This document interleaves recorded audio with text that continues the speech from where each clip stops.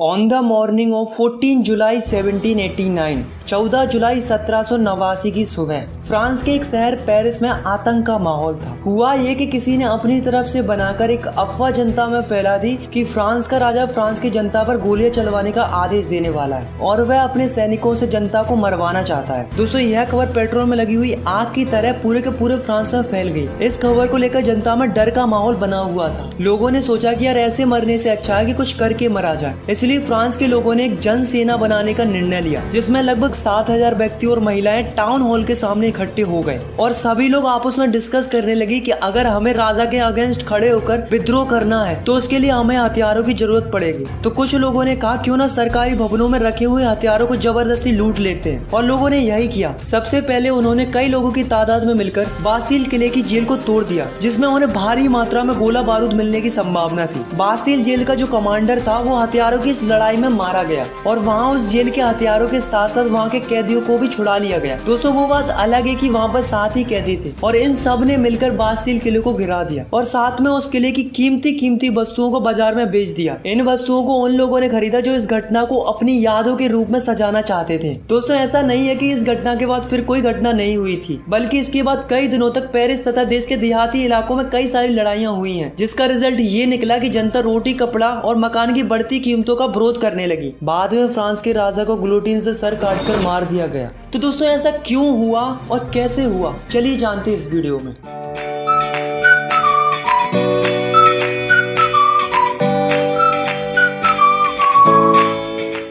तो दोस्तों, इसे जानने के लिए हमें जाना पड़ेगा 18वीं सदी में। तो दोस्तों, चलते हैं France society during the late 18th century.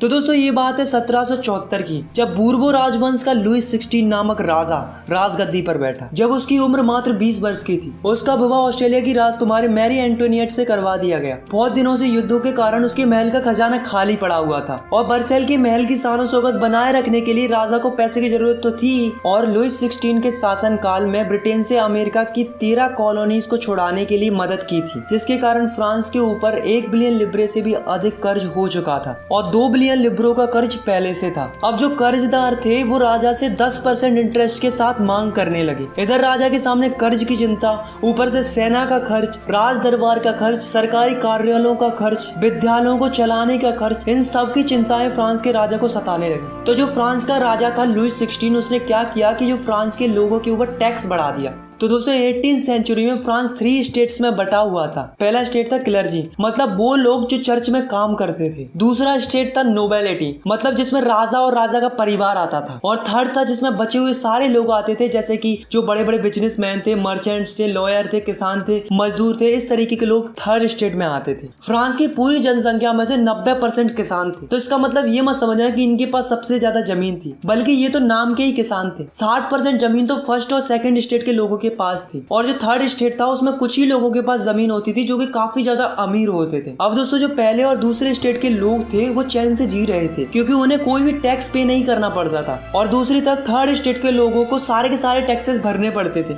जैसे कि जो टैक्स किसानों के द्वारा चर्च में जाता था उसे हम टिथ कहते थे। ये टैक्स फसल का 10वां हिस्सा होता था और इसे धार्मिक टैक्स भी कहा जाता था। और तो और दोस्तों, राजा ने रोजाना उपयोग में आने वाली सामग्री पर भी टैक्स स्टार्ट कर दिया था, जैसे कि तंबाकू, नमक। तो दोस्तों, इस प्रकार राजा ने महल के सारे खर्च जनता के ऊपर डाल दिए थे और राजा उनसे जबरदस्ती टैक्स वसूलने लगा। और उसे भरते कौन थे? मात्र थर्ड स्टेट के लोग। तो दोस्तों, 1715 में फ्रांस की पॉपुलेशन थी 2.3 करोड़ और 1789 में फ्रांस की पॉपुलेशन बढ़कर हो गई 2.8 करोड़। तो आप देख सकते हो कि जो फ्रांस की पॉपुलेशन थी वो कंटिन्यूअसली बढ़ती जा रही थी। अब आप खुद ही सोचो, अगर पॉपुलेशन बढ़ेगी तो उनकी डिमांड भी बढ़ेगी, क्योंकि फसल की पैदावार तो उतनी ही थी, मगर पॉपुलेशन के बढ़ते लोगों को ज्यादा फूड की रिक्वायरमेंट थी। इसलिए फ्रांस के लोग भूखे मरने लगे, उन्हें खाने के लिए स्ट्रगल करना पड़ता था। इसके चलते पूरे फ्रांस में महंगाई बढ़ गई, गरीब और गरीब होते गए और अमीर होते गए। ऐसा नहीं है दोस्तों कि लोगों ने इसका विरोध नहीं किया, बल्कि विरोध किया था, बल्कि काफी बड़ा रिवोल्ट किया था, पर वो उतना इफेक्टिव साबित नहीं हुआ, क्योंकि लोगों के पास तब ना पैसा था और ना ही लोगों के पास एजुकेशन थी। ऐसे में उनकी बात सुनने वाला कोई नहीं था। अब जैसे जैसे समय निकलता जा रहा था, लोगों की इनकम बढ़ती जा रही थी, लोग एजुकेट होते जा रहे थे, उन्हें नए नए आइडियाज आने लगे तब लोगों को रियलाइज होने लगा कि हमारे साथ तो ये गलत हो रहा है। अब जो एजुकेटेड लोग थे उनका मानना ये था कि लोगों को अधिकार उनके जन्म से नहीं बल्कि उनकी समाज में क्या योग्यता है इस आधार पर मिलने चाहिए। ऐसे ही जॉन लॉकी और जॉन जाक रूसो नाम के दो फिलोसोफर थे। इनका भी यही मानना ये था कि एक ऐसी सोसाइटी होनी चाहिए जहाँ पर सबको फ्रीडम हो और सारे के सारे कानून सबके लिए बराबर होने चाहिए और गवर्नमेंट ऐसी होनी चाहिए जो जनता की बात सुने। इसके ऊपर जॉन लॉकी ने अपनी किताब टू ट्रीटाइज ऑफ गवर्नमेंट में भी मोनार्ची गवर्नमेंट का जम के विरोध किया था। अब दोस्तों टैक्स तो पहले से ही बढ़ा हुआ था, ऊपर से महंगाई भी इतनी बढ़ गई थी कि लोगों को खाना भी नसीब नहीं हो रहा था। फिर क्या था दोस्तों,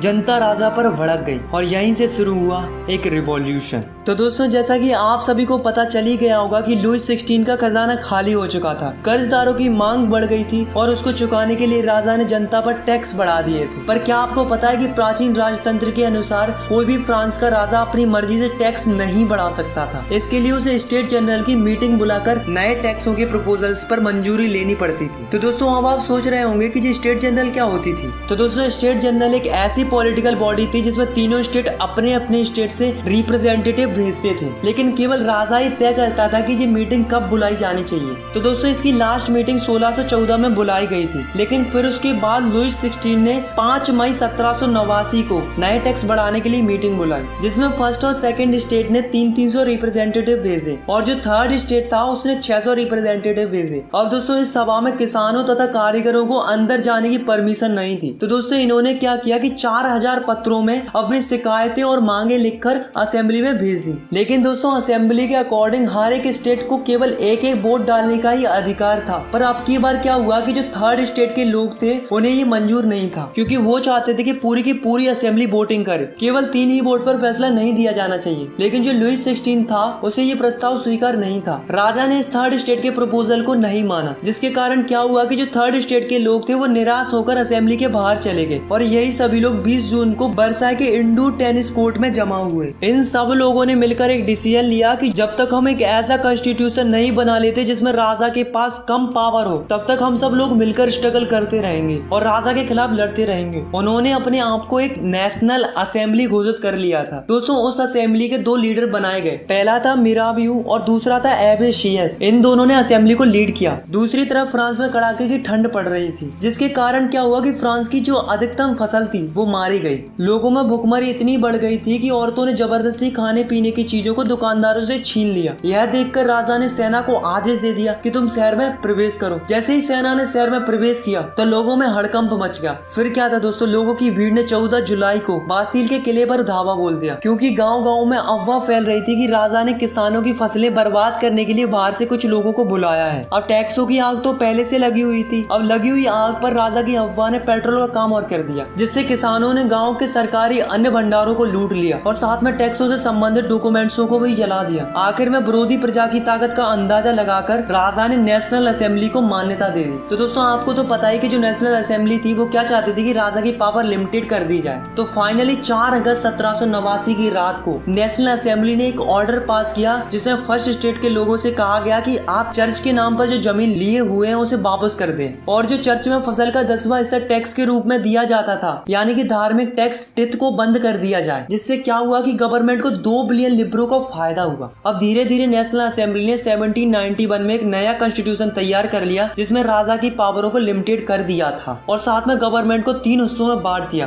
first legislative, second executive, third judiciary. पहली वो होती है जो कानून बनाती है, दूसरी वो होती है जो ये देखती है कि जो ये रूल्स बने हैं वो फॉलो हो रहे हैं या नहीं हो रहे हैं, और तीसरी वो होती है अगर कोई रूल्स फॉलो ना करे तो उसे सजा देने का काम कौन करती है, जुडिशरी करती है। अब दोस्तों देखते हैं कि 1791 में जो नया कॉन्स्टिट्यूशन बना था वो कैसा था। तो जो फ्रांस की टोटल पॉपुलेशन थी वो थी 28 मिलियन। उसमें से 4 मिलियन लोग ही ऐसे थे जो वोट डाल सकते थे और जिन्हें फ्रांस के लोग एक्टिव सिटीजन्स कहते थे। इसके अंदर वो लोग आते थे जो कि मेल हो और उनकी उम्र 25 साल से ज्यादा हो और जो गवर्नमेंट का टैक्स भी भरते हो, और 3 मिलियन लोग ऐसे थे जिन्हें फ्रांस में पैसिव सिटीजन्स कहते थे, जो कि वोट नहीं डाल सकते थे, जैसे कि बच्चे, औरतें, और वो लोग आते थे जिनकी उम्र 25 साल से कम हो। हो। अब जो एक्टिव सिटीजन थे वो वोट डालकर एक जज चुनते थे और साथ में 50,000 इलेक्टर्स चुनते थे। अब जो 50,000 इलेक्टर्स थे उन्हीं में से 745 मेंबर नेशनल असेंबली के लिए बनते थे और जो 745 मेंबर थे वही राजा पर कंट्रोल रखते थे। अब राजा के पास केवल एक ही पावर थी, वो थी वीटो पावर, जिसका मतलब होता है कि राजा की मर्जी के बगैर कुछ नहीं होगा। और जो नेशनल असेंबली थी वही मंत्रियों को कंट्रोल भी करती थी। तो ये जो कॉन्स्टिट्यूशन बना था इसके अकॉर्डिंग लोगों को कई सारे अधिकार मिले, जैसे कि right to life, freedom of speech, freedom of opinion and equality before law. अब दोस्तों राजा ने हाँ तो कर दिया था कि वो कॉन्स्टिट्यूशन को मान रहा है, लेकिन वास्तव में वो नहीं चाहता था कि उसकी पावर कम हो। उसने अपने आसपास के देशों के साथ मिलकर सीक्रेट प्लान्स किए, लेकिन राजा और आसपास के देश कुछ कर पाते इससे पहले ही नेशनल असेंबली ने प्रूसिया और ऑस्ट्रेलिया के अगेंस्ट 1789 में वॉर डिक्लेयर कर दिया, जिससे फ्रांस के हजारों यंग मैन सेना के अंदर भर्ती होने लगे। सभी देशभक्ति के गीत गाने लगे। तो दोस्तों उस वॉर में काफी ज्यादा लोग मारे गए थे, उसके साथ साथ काफी ज्यादा मनी का भी लॉस हुआ था। तो दोस्तों 1791 में जो कॉन्स्टिट्यूशन बनाया गया था इसमें धनवानों को ज्यादा इम्पोर्टेंट माना गया था और जो गरीब थे, किसान थे, उनको कम महत्व दिया गया था। तो लोगों ने क्या किया, अपनी आवाज सुनाने के लिए पॉलिटिकल क्लब्स बनाए। तो ये क्या होते हैं, तो ये वो होते हैं जिसमें अलग अलग विचारों के लोग अपनी अलग अलग बातों को बताते हैं ताकि उनकी बातों पर गवर्नमेंट ध्यान दे और उनकी बातें भी सुनी जाए। ऐसे ही एक क्लब था जिसका नाम था जोकोबिन क्लब, जिसका लीडर था मैक्सिमिलियन रॉबेस्पियर। अब जो इस क्लब के लोग थे उनकी कुछ अलग ही प्रकार की ड्रेस थी। इस क्लब वाले लोगों को सुगुलत भी कहा जाता था। दोस्तों जब ब्रेड का प्राइस बढ़ने लगा तो महंगाई को देखकर इस क्लब वाले लोगों ने जैकोबिन क्लब में एक प्लान बनाया और एक ऐसी योजना बनाई कि राजा को महल में ही घुसकर राजा को बंदी बना लिया जाए। तो दोस्तों इन क्लब वालों ने क्या किया कि 10 अगस्त को टुलेरियस के महल में धावा बोल दिया, जिसमें राजा के कई सारे सैनिक मारे गए। बाद में राजा और राजा के परिवार के सदस्यों को जेल में डाल दिया गया, मतलब उन्हें बंदी बना लिया था।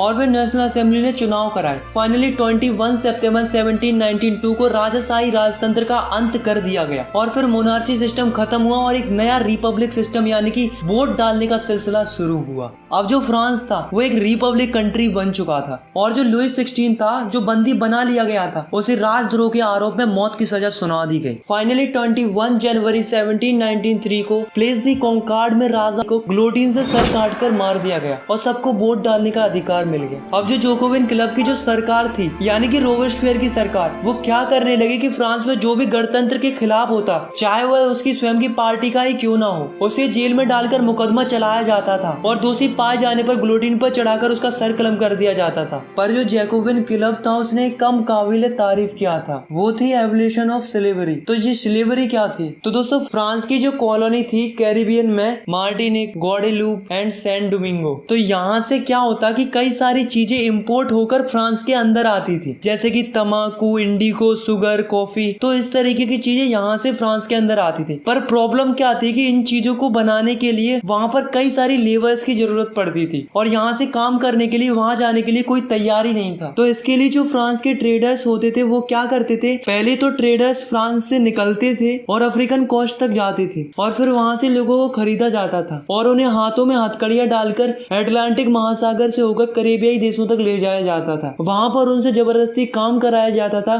फिर वहाँ से इंडिगो, तंबाकू, शुगर, कॉफी ये सब वापस फ्रांस में लाया जाता था। अब दोस्तों नेशनल असेंबली में ये बात तय हुई थी कि दास प्रथा को खत्म कर दिया जाए, पर यह नहीं हुआ। ऊपर से रोबेस्पियर सरकार ने चर्चों को बंद करवा दिया और उनकी जगह सरकारी दफ्तर और बैराक बनवा दिए गए। अब जो जोकोबिन क्लब का जो लीडर था रोबेस्पियर, वो अपनी मनमर्जी करने लगा और लगातार देशों से मजदूरों को खरीदता और बेचने लगा और लगातार लोगों को खरीदा और बेचा जाने लगा। तो दोस्तों इसके साथ भी वही हुआ जो सबके साथ होता आया है। तो 1794 में उसे दोषी घोषित कर दिया गया और उसे गिरफ्तार करके ग्लोटिन पर चढ़ाकर उसका सर कलम कर दिया। और दोस्तों यहाँ से जैकोबिन क्लब का एंड हो गया। दोस्तों बास्तिल किले के इंसिडेंट के बाद 1789 की गर्मियों में एक महत्वपूर्ण कानून लागू हुआ था कि कोई भी बुक या न्यूज़पेपर या स्टेज परफॉर्मेंस, नाटक, सत्संग, जुलूस बिना राजा के अधिकारियों की परमिशन के बगैर नहीं किए जा सकते थे। पहले उनसे मंजूरी लेनी पड़ती थी। अब वो सेंसरशिप हटा दी गई थी। अब फ्रांस में सब लोग स्वतंत्र थे, वो कुछ भी छाप सकते थे, dance programme, song, stage programme, जुलूस कर सकते थे। अब उन्हें किसी की भी परमिशन लेने की कोई जरूरत नहीं थी। अब जो अमीर लोग थे उन्होंने गवर्नमेंट की पावर को अपने हाथ में ले ली।